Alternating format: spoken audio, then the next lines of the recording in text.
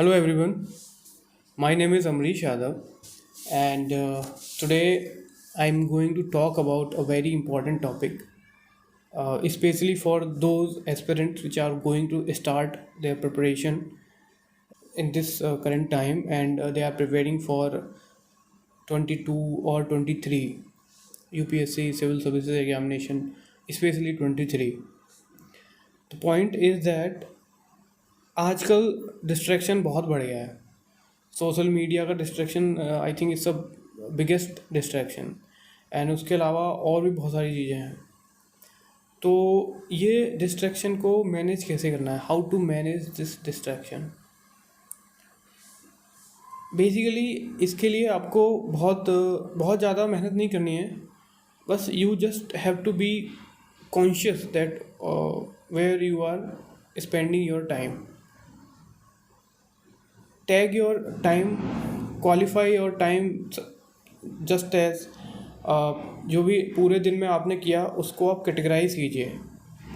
जैसे कि आप सुबह उठने से लेकर के रात में सोने तक आपने जो भी वर्क किया उसको आप स्टार मार्क कीजिए कि लाइक पॉइंट दीजिए कि आपने जैसे अगर आप 9 to 12 अगर आप पढ़ते हो मॉर्निंग में, then give that a 5 star rating that you gave the full focus time.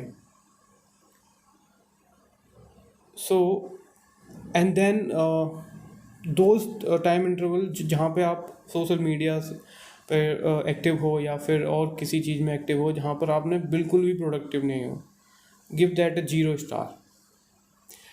ये एक्सरसाइज आप कुछ समय तक करोगे, ठीक है. उसके अलावा आप कुछ ऐसे चीज़ें अपनी लाइफ में इन्वॉल्व कर सकते हो जिसकी वजह से आपका टाइम जो है वेस्ट ना हो, इन्वेस्ट हो बेसिकली, और आपको उसमें इंटरेस्ट भी है. बिकॉज आप प्रिपरेशन स्टार्ट कर रहे हो, that's why it is very important. देखिए यूपीएससी में अगर आप प्रिपरेशन स्टार्ट कर रहे हो तो आपको prelims, mains and interview 3 stages को पार करना ही होगा. और एक इंटरव्यू एक ऐसा स्टेज है जहाँ पर आपको हॉबी, एक ऐसा सेक्शन आता है जहाँ पर वो हॉबी आपसे मांगते हैं, hobbies and interest. So it is the best time you start your forming, basically strengthen your hobbies. Because कोई ना कोई हॉबी तो आपकी होगी ही, बस आप उसको इग्नोर कर दिए होगे. बहुत जैसे ग्रेजुएशन में हम लोग, बहुत सारे लोग अपनी हॉबी को फॉलो करते हैं, कुछ लोग नहीं कर पाते हैं, एक्टिवली इन्वॉल्व नहीं होते हैं. तो उनको वो सारी हॉबीज़ को आप सरफेस पे ला सकते हो अभी. You can keep starting your strengthening your hobbies, interest. आप वो करना स्टार्ट कर सकते हो जो भी आपको अच्छा लगता है इन योर फ्री टाइम. देखिए सोशल मीडिया का क्या है, सोशल मीडिया पे आप चले गए, जैसे कि आप अगर यूट्यूब शॉर्ट्स देखने लग गए तो फिर there is no end to that, वो आप देखते ही रहोगे. अगर इंस्टाग्राम पे आप चले गए, रील्स देखना स्टार्ट कर दिया, there is no end to that. But कोई भी वैल्यू एडिशन नहीं होता इससे. कोई एक शॉर्ट में अगर कोई इंफॉर्मेटिव वीडियो आ भी जाता है, that's not a education, basically that's entertainment. और वो इंटरटेनमेंट के नाम पे आपको जो भी थोड़ा बहुत इंफॉर्मेशन दे रहे हैं, that is not, I would से, वर्थ इट. आप बहुत समय अपना ख़राब करते हो उसमें. Basically make sure that you formulate in your mind that these videos are not helping you. If you want to spend your time for entertainment purpose, then go ahead and qualify that time as, okay, I am just wasting my time for 1 hour. So at least आपके दिमाग में एक thought तो रहेगा कि हाँ भाई, मैं अपने पूरे एक 24 घंटे के 2 घंटे वेस्ट करता हूँ. Then your mind will say, your mind is, I think, super artificially intelligent entity. कोई भी उसको मैच नहीं कर सकता. अगर आपने इस तरीके से फॉर्मुलेट करना स्टार्ट किया डेटा, जहाँ पर आप माइंड को इन्फॉर्मेशन दे रहे हो कि you have wasted your time 2 hours per day, then your mind after 10 or 20 days, your mind will say you have wasted this much of time, and it will make a big issue out of that. Your mind will make big issue and you will stop doing that eventually. Actually होता ये है कि हम लोग उस time को quantify ही नहीं करते. जो वेस्ट हो रहा है होने देते हैं, हम अपने समय को मेज़र ही नहीं करते बेसिकली। आप अपने टाइम को कॉन्शियसली मेजर कीजिए। आप देखो कि सुबह उठने से लेके शाम सोने तक आपने क्या क्या किया, और उसका एक तरीका ये है कि आप डायरी राइटिंग करिए। सुबह उठने से लेकर के शाम के सोने तक की ब्रीफ एक्टिविटीज़, जो भी चेक पॉइंट्स है, जो भी major I would say highlights हैं, उसको आप लिखिए। जैसे आपने सुबह 5:30 AM पे उठे तो आप right that wake up at 5:30 AM। उसके बाद आप कुछ नॉर्मल एक्टिविटीज़ करोगे, जो भी ह्यूमन लाइक एक्टिविटीज़ होती हैं, being human, like not being human, human being activities. तो no need to write all those activities. फिर आपने सपोज़ कीजिए कि 6:30 पर आपने योगा किया, right that yoga for 30 minute, because that is what significant. उसके बाद फिर आपने योगा किया, फिर आपने कुछ हल्का फुल्का टाइम को इधर उधर in between, just spend your time in doing nothing basically. So do not write that, but keep in your mind that you have not done in between. फिर आपने 9 to 11 और 9 to 12 स्टडी किया, and right that study. उस study को भी आप classify कीजिए कि आपने वो मीडियम इंटेंसिटी की थी, मीडियम फोकस की थी, या फिर हाई फोकस की थी, या फिर very low focus. Focus means कि आप एक्टिवली इन्वॉल्व कितना थे, कोई किसी ने आपको डिस्ट्रैक्ट तो नहीं किया, डिस्टर्ब तो नहीं किया, कहीं आप किसी चीज़ से डिस्टर्ब तो नहीं थे।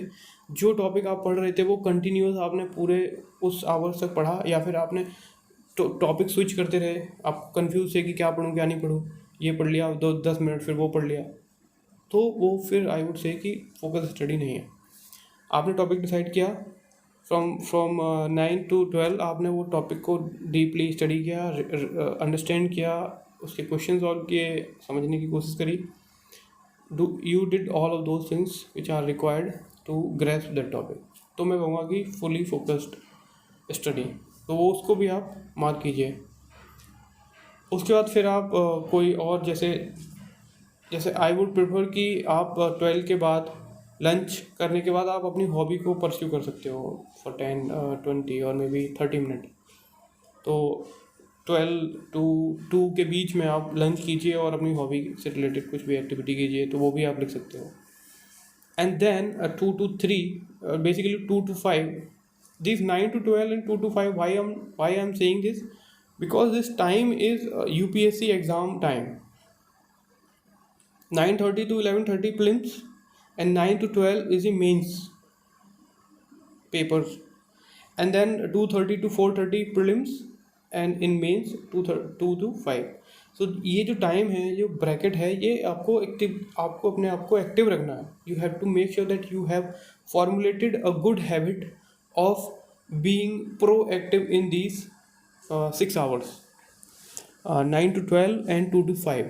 You are super active, super energetic, and not at all lethargic.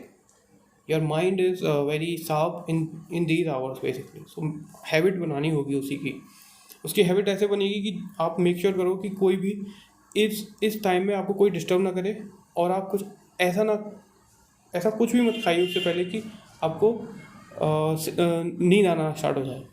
सो आप मेक श्योर वो प्रिपेयर कीजिए आप। This is the preparation I would से। पढ़ाई तो सब कोई कर रहा है, this is the preparation actually. आप एग्ज़ाम के लिए खुद को रेडी कर रहे हो। एंड देन 5 PM के बाद आप बेसिकली 3 घंटे पढ़ने के बाद एग्जॉस्ट हो जाते हो, you will definitely require a break. In between भी आप 5 मिनट्स के ब्रेक ले सकते हो in between. After every 30 minute 25 minute you can take 5 minute break, or maybe after 50 minute you can take 10 minute break. So वो तो naturally होना ही है, वो that is not an issue. आप डेफिनेटली चेयर से उठोगे ही, कुछ इधर उधर देखो, बाहर जाके आपकी आंखों को भी रेस्ट दीजिए। देखिए होता क्या है, आप 1 घंटे तक किताब के पास आप अपनी the distance which you are looking at from your eyes for very long time is very less distance, उसकी वजह से होता क्या है कि आपका जो आईज का फोकस है, आंखों के जो लेंस का फोकस है, वो स्मॉल डिस्टेंस पे काफ़ी देर तक फोकस्ड रहा है, like 25 centimetre.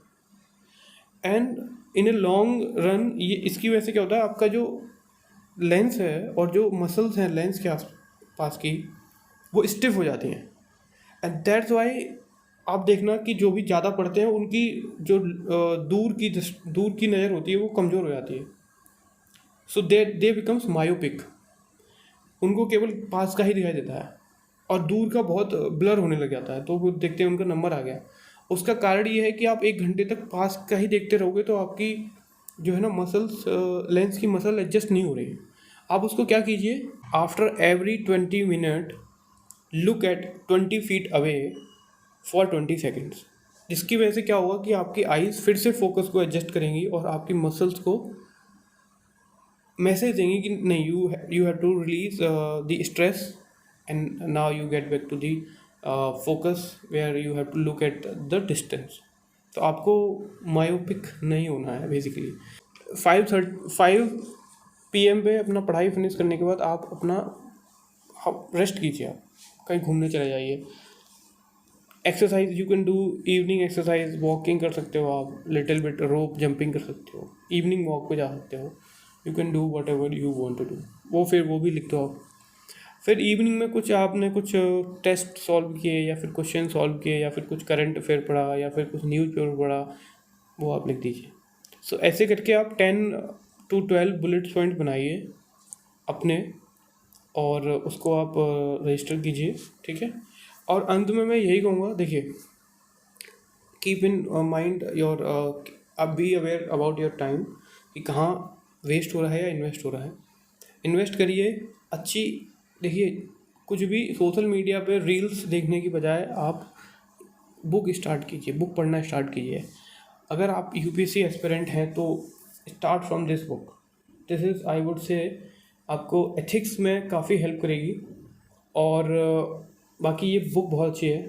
It will give you a different perspective of life, my experiment with truth. हम लोग कितना झूठ बोलते हैं, कम से कम यहाँ से कुछ तो सच बोलना सीखेंगे। और ये स्ट्रेंथ देगी आपको being true to yourself. किसी भी एडवर्स सिचुएशन में भी आप अपने अपने प्रिंसिपल्स पे खड़े रहोगे।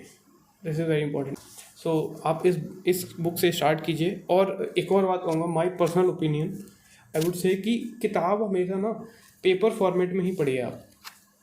देखो उससे होगा क्या, हम लोग almost away from the sleep we are looking at the screen to maximum time. I would say 90% of the time हम लोग स्क्रीन पर ही देख रहे हैं, चाहे वो मोबाइल हो या लैपटॉप हो या आईपैड हो या वॉट एवर गैजेट यू है। लेकिन बुक रीडिंग और दूसरा ये newspaper also you can read in a paper format, because ये ऐसी चीज़ें हैं जो आपको पढ़नी है। और अगर आप इनसे पेपर फॉर्मेट पढ़ोगे तो आपको एक डिफरेंट फील आती है। There is a different feel reading book from the paper. There is less harm to eyes. सबसे बड़ी बात, आँखों को कम हार्म होता है अगर स्क्रीन पे कम देख रहे हो आप तो। और डेफिनेटली आपको एक अच्छा विल पावर और एक अच्छा फील गुड फैक्टर प्रोवाइड कर देगा ये। Make sure you keep reading books. देखिए बुक रीड करना बहुत ज़रूरी है। मैंने ये मिस्टेक करी from in the beginning of my preparation.